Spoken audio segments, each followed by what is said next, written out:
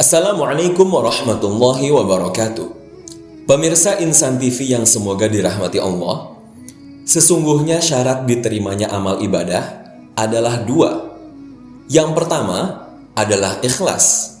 Yang kedua adalah ittiba', yaitu mengikuti contoh Nabi Shallallahu Alaihi Wasallam.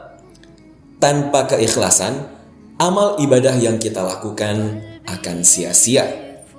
Demikian tanpa ittiba', amal ibadah menjadi sesuatu yang tidak pernah dicontohkan oleh Rasulullah Shallallahu Alaihi Wasallam. Untuk memahami contoh Rasulullah, kita harus belajar dan menuntut ilmu. Dan untuk menuntut ilmu yang merupakan sebuah amal ibadah, kita tentu butuh keikhlasan di dalamnya. Keikhlasan dan kemurnian bahwa kita menuntut ilmu untuk menggapai ridho Allah, bukan menuntut ilmu agar dikatakan orang sebagai ahli ilmu, na'udzubillah min dzalik. Pemirsa Insan TV yang semoga dirahmati Allah, sesungguhnya keikhlasan di dalam setiap bentuk amal merupakan fondasi bagi diterimanya amal tersebut di sisi Allah. Keikhlasan adalah ibarat satu-satunya tangga yang akan menyampaikan kita kepada amal yang diterima Allah. Allah Subhanahu wa taala berfirman, "Wa ma umiru illa liya'budullaha mukhlishina lahuddin hunafa." Artinya, dan tidaklah mereka diperintahkan kecuali untuk beribadah kepadanya, mengikhlaskan baginya agama yang lurus. Quran Surat Al-Bayyinah ayat 5. Di dalam Sahihain, riwayat dari Umar bin Khattab radhiyallahu anhu bahwasanya Rasulullah Shallallahu Alaihi Wasallam bersabda, "Sesungguhnya setiap amalan tergantung niatnya, dan setiap orang memiliki niatannya masing-masing." Pemirsa, tidaklah kaum salaf terdahulu mencapai tingginya derajat mereka kecuali disebabkan oleh keikhlasan yang tertancap di dalam hati mereka. Para sahabat begitu tulus dan ikhlas dalam memperjuangkan agama ini.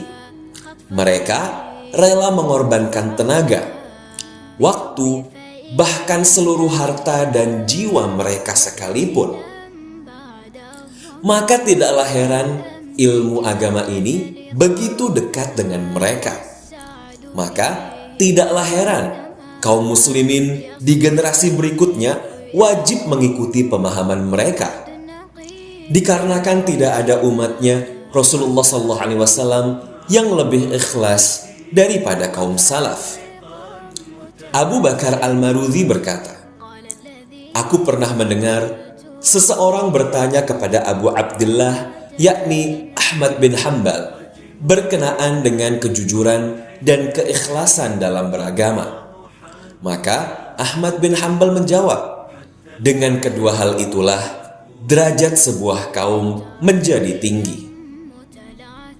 Maka sesungguhnya keberkahan ilmu seseorang terletak pada keikhlasan hatinya dalam mencari ilmu."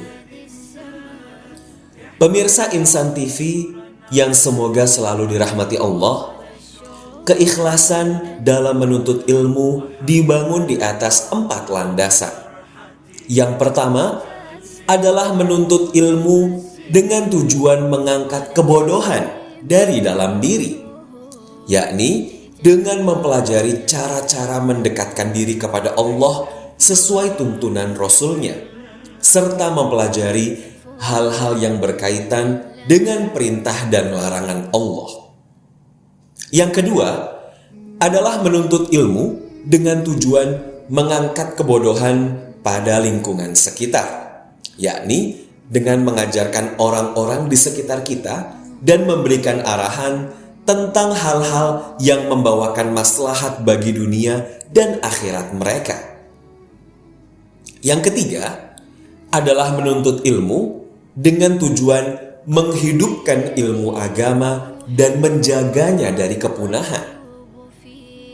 Landasan yang keempat adalah buah dari ilmu itu sendiri, yaitu menuntut ilmu dengan tujuan untuk mengamalkan ilmu tersebut, bukan agar kita dibilang sebagai orang yang pandai atau ahli ilmu oleh manusia, wal'iyadu billah.